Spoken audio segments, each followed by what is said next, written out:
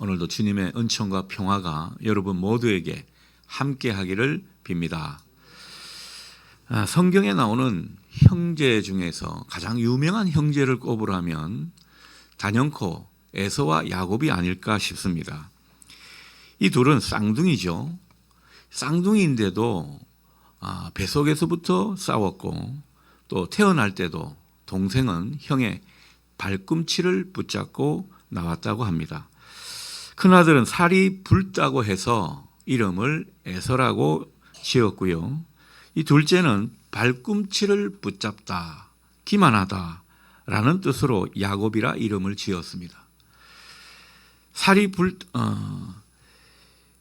붉다는 뜻으로 이 에서라 이름 지은 것까지는 이해를 하겠습니다.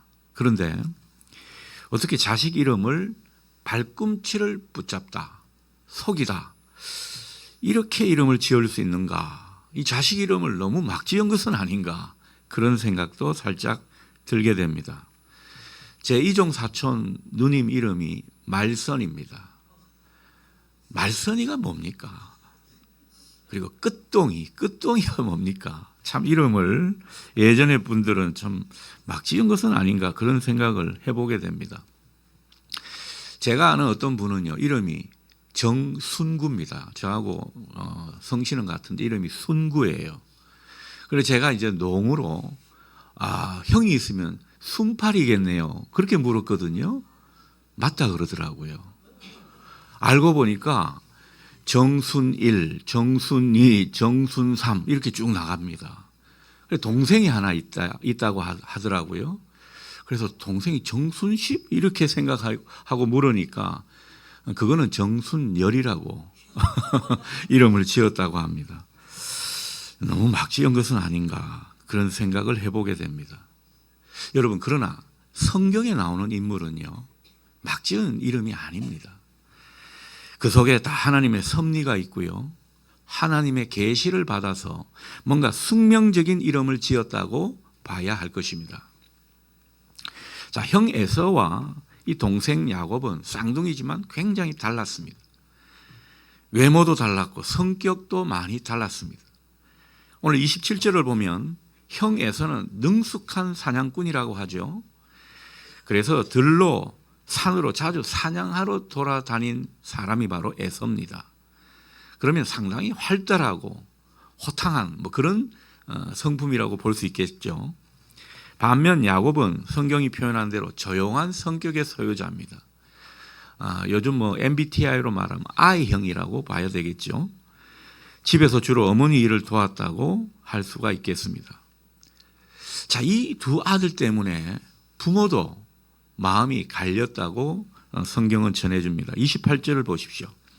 이삭은 에서를 사랑했는데 그 사랑한 게 활달한 기질, 남자다운 그런 것도 있겠지만은 이삭이 참 고기를 좋아했던 것 같아요. 그래서 큰아들이 사냥해서 고기를 먹여주니까 그게 그렇게 좋았던 모양입니다. 우리 중에도 아들이 고기 사주면 그렇게 좋아하는 분들이 있잖아요.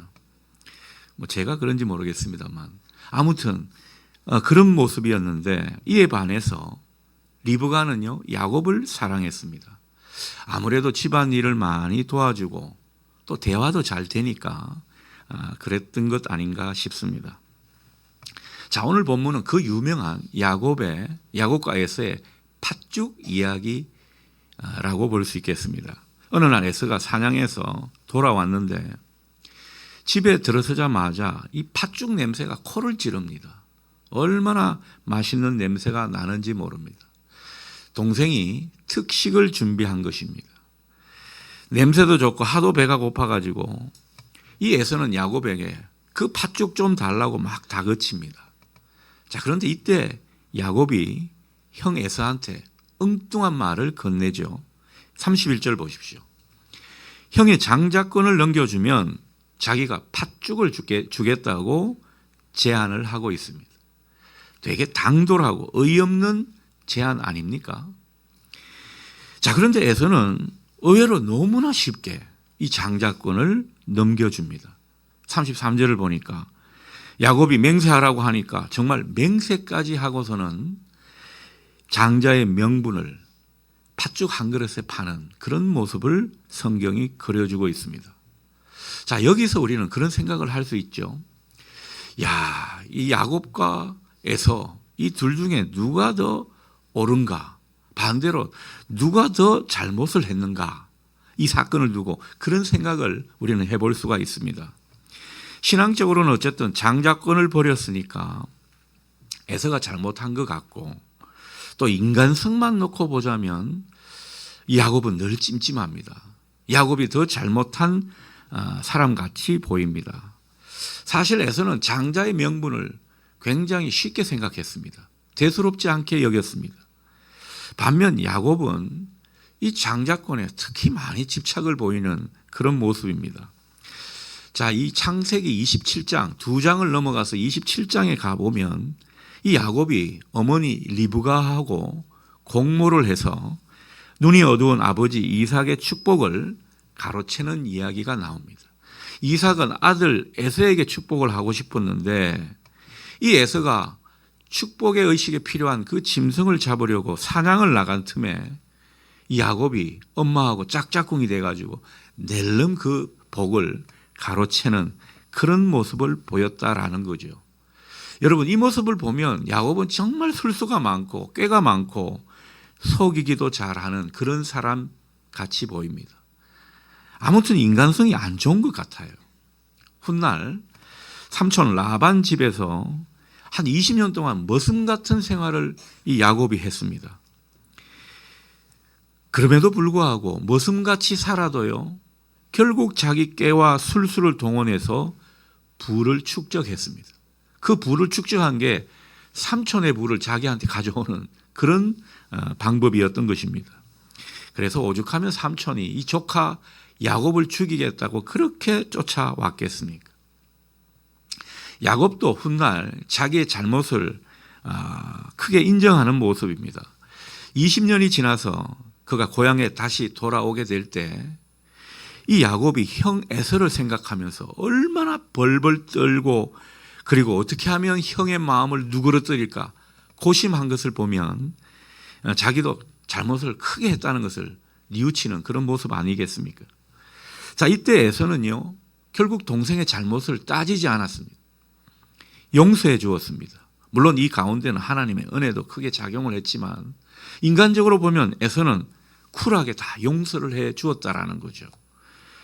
자, 그렇다면 창세기 기자는 왜 인간성이 조금 상대적으로 더 좋은 것 같고 형제애도 있고 또 활달하고 생활력도 강한 에서를 편들지 않고 뭔가 모르게 술수에 능해 보이고 간교하고 그래서 별로 가까이 하고 싶지 않은 그런 야곱을 편드는 것일까? 왜 야곱의 손을 들어주는 것 같을까? 그런 생각을 해보게 되는 것입니다. 자, 말라기 1장 2절 하반절에서 3절 상반절에 보면 그 유명한 말씀이 기록되어 있죠. 하나님이 말씀하시는데 이렇게 말씀하십니다. 에서는 야곱의 형인데도 야곱을 사랑하셨고 에서는 미워하셨다. 뭔가 형평성이 안 맞고 뭔가 하나님이 좀 잘못하시는 것 같은, 하나님이 심하신 것 같은 그런 어떤 느낌을 이 구절에서 우리가 보게 됩니다. 자연스러운 모습은 둘 다 사랑하시거나 아니면 에서를 좀 더 사랑해야 맞을 것 같습니다. 당신은 장자를 더 선호하던 때니까 그렇게 생각할 수 있는 것이고요. 우리가 봤듯이 에서가 인간성이 조금 더 좋은 것 같으니까 하나님이 에서를 조금 더 사랑하는 게 이론적으로는 맞을 것 같습니다. 그런데도 하나님은 야곱을 더 사랑하셨다고 성경은 전합니다. 자, 여기서 우리는 하나님의 그 사랑의 속성을 잘 이해할 필요가 있습니다.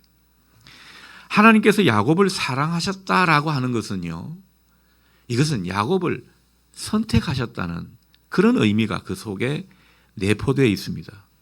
그러니까 야곱은 하나님께 선택받은 것이고 하나님께서 야곱에게 주신 사랑은 선택하며 주신 사랑인 것입니다. 그래서 하나님의 사랑을 선택적인 사랑이다, 그렇게 우리가 말할 수가 있겠죠. 그 선택은 철저히 하나님의 주권에 있습니다. 하나님의 주권에 입각한 사랑을 야곱에게 부어주신 것입니다. 여러분, 우리가 받은 사랑도 마찬가지예요. 하나님은 우리를 선택적으로 사랑해 주셨습니다. 야곱을 한번 보십시오. 형 에서와도 비교해 볼 때 인간성이 좀 못하잖아요. 뭐 잘한 게 별로 없는 사람입니다. 특별히 사랑받을 만한 이유가 별로 느껴지지 않는 그런 사람인데도 선택하셔서 사랑하기로 작정하셨고 그 사랑을 보여주셨습니다. 하나님이 우리에게 사랑을 주시는 건 또 똑같습니다. 여러분, 우리가 하나님의 자녀로 부르심을 받은 것, 우리가 뭐 잘나서 그렇습니까?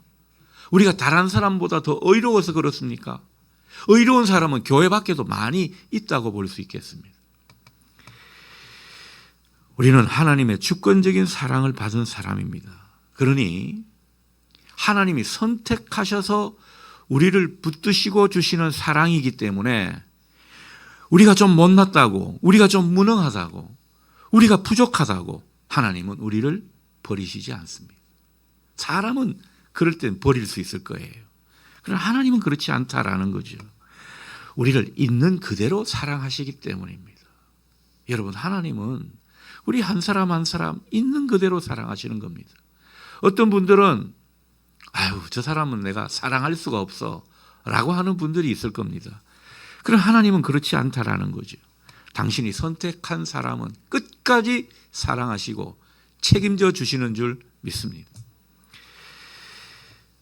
우리가 하나님께 내 연약함을 인정하고 겸손하게 하나님을 찾는 한 하나님은 언제나 우리에게 사랑으로 다가와 주실 줄 믿습니다. 우리와 늘 동행해 주신다는 거죠. 잘 나갈 때도 동행하시고 잘 못 나갈 때도 동행하시고 좋을 때도 동행하시고 안 좋을 때 특히 더 동행해 주시는 것입니다. 자, 중요한 것은 이 하나님의 주권적인 선택적인 사랑에는 하나님의 계획이 숨겨져 있다라는 거죠. 하나님의 작정하신 뜻이 그 속에 있다라는 겁니다. 그것은 다른 게 아닙니다. 하나님의 형상을 회복하는 것입니다. 당신의 자녀가 하나님의 성품을 담도록 하시는 것입니다. 그러려고 예수 그리스도를 우리에게 모범으로 보여주신 것입니다.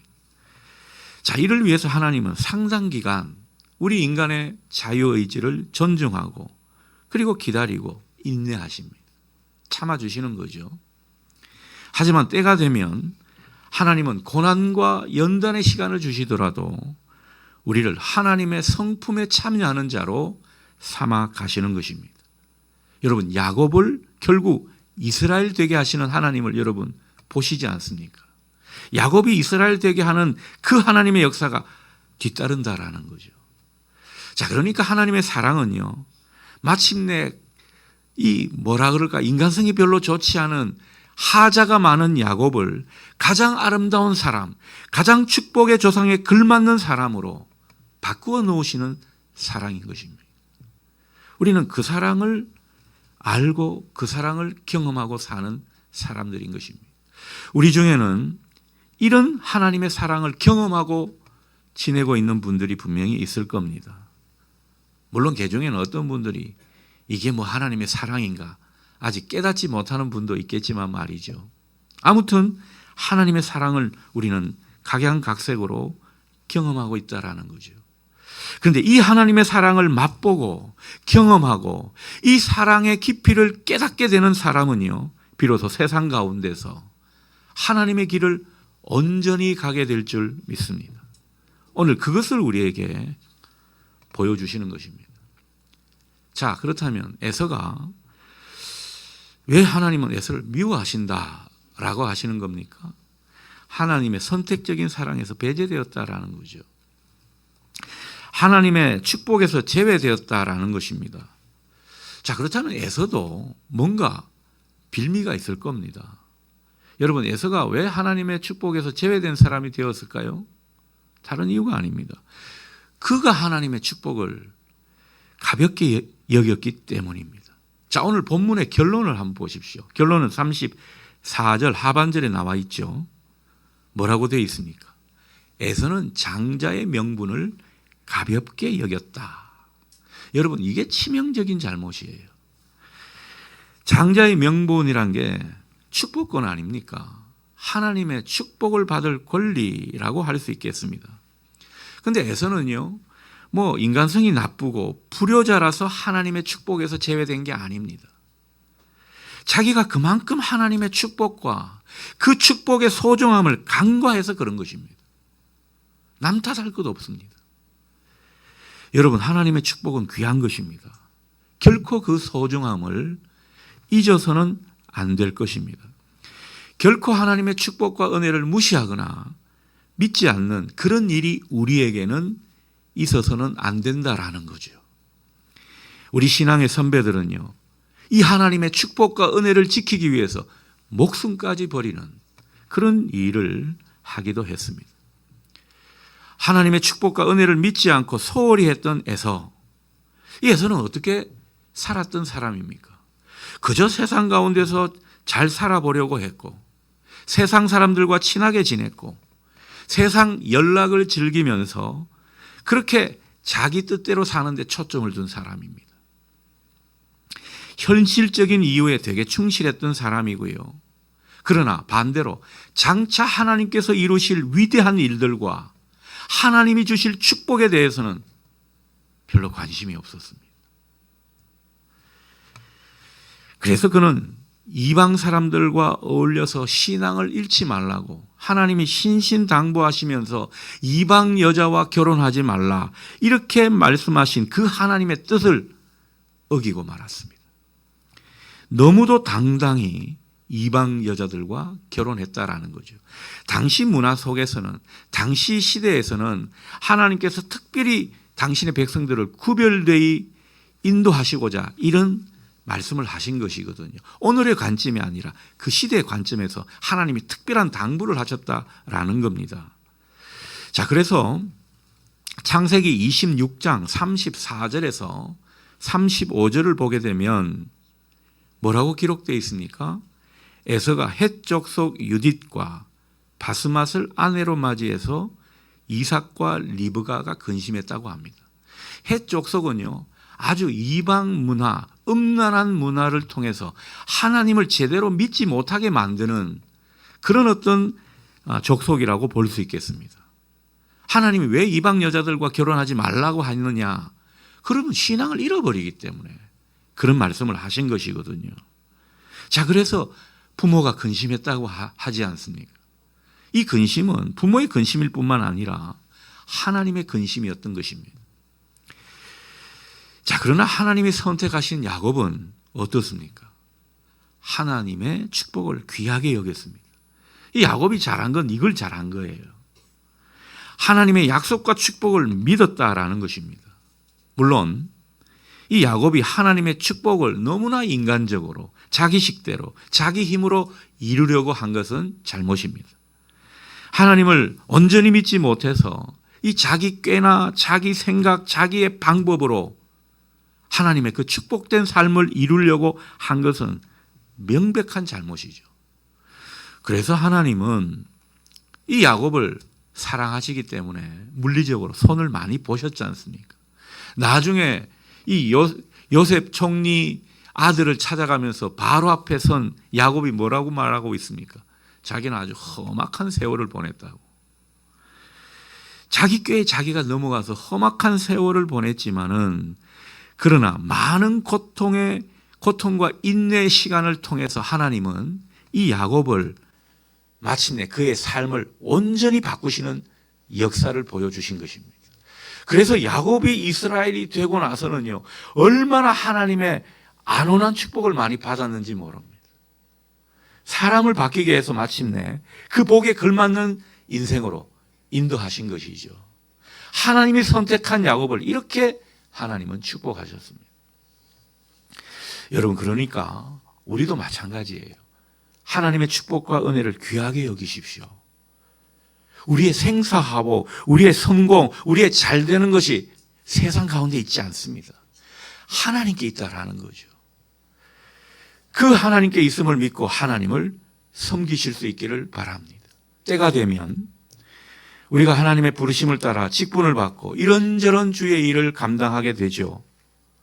그것에 따라서 우리는 때로는 희생도 하고 또 여러 가지 손해보는 일들도 머릿속으로는 맴돌게 됩니다. 내가 직분을 받고 하나님의 일을 그만큼 하게 되면 내가 세상사 제대로 못 살 텐데, 이런 생각도 우리는 할 수가 있습니다. 야곱처럼 셈이 빠르기 때문입니다. 그러나 오늘 이 야곱을 사랑하셔서 마침내 축복과 은혜를 부어주시는 그 하나님을 여러분 똑똑히 생각하실 수 있기를 바랍니다. 우리가 여전히 내 생각, 내 감정대로 살고 현실 논리에 충실하다 보면, 그래서 하나님이 주실 영광과 축복을 소홀히 하다 보면 하나님의 부르심은 언제나 다음이고 하나님의 부르심은 제대로 받아들일 수가 없는 것입니다. 여러분, 우리가 몰라서 그렇지요. 하나님께서 세우시는 직분자로 우리가 부르심을 받고 세워지는 것 얼마나 복인지 모릅니다. 여러분, 권사에 맞는 복이 있고요, 안수 집사에 맞는 축복이 있는 것입니다. 그리고 장로로 기름 부음을 받는 그 부분에는 하나님이 반드시 상급을 주신다는 것을 여러분 기억하실 수 있기를 바랍니다. 그러니 우리가 직분자로 부르심을 받고 세워진다. 거기에는 다 축복이 있구나, 영광이 있구나. 물론 그 가운데 고난도 있고 어려움도 있을 겁니다. 그러나 마침내 하나님의 영광 가운데 하나님께 합당한 은혜의 사람으로 하나님은 세워주실 줄 믿습니다. 하나님의 모든 부르심에는 복이 있다는 것이죠. 오늘은 산상변모주일입니다. 여러분, 세상 가운데 찌들고 현실적으로 이 주님의 제자로 살아가기에 자신이 없던 그 제자들에게 주님은 당신의 영광스러운 모습을 보여주신 그런 날이 바로 산상변모 사건의 날이죠. 그 찬란하게 빛나는 영광스러운 주님의 모습을 보여주신 이유가 뭡니까? 그 주님을 따르고 그 주님의 종으로 살아가는 것이 얼마나 축복되고 얼마나 영광스러운지 맛보게 해주신 것입니다. 믿으라는 것이죠. 그러니 비록 어렵고 힘든 삶의 현실이라 하더라도 주님과 함께하는 영광스러운 삶을 여러분 꿈꾸실 수 있기를 바랍니다. 하나님의 부르심을 통해 더욱 축복의 사람으로 세워가시는 저와 여러분 되실 수 있기를 바랍니다. 여러분의 신앙과 사역 가운데 놀라운 주님의 영광과 축복이 함께 하시기를 축원합니다. 아멘. 기도하겠습니다. 사랑하시는 주님, 오늘 야곱을 보면서 우리 자신을 보게 됩니다. 야곱을 선택하고 부르신 그 하나님을 생각하며 우리가 믿고 따르는 하나님을 또한 바라봅니다.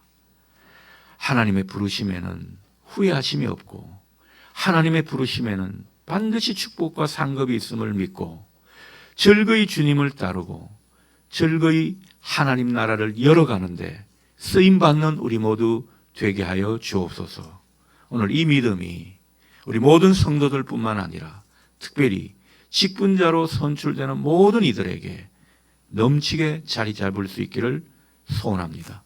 예수님의 이름으로 기도드립니다. 아멘.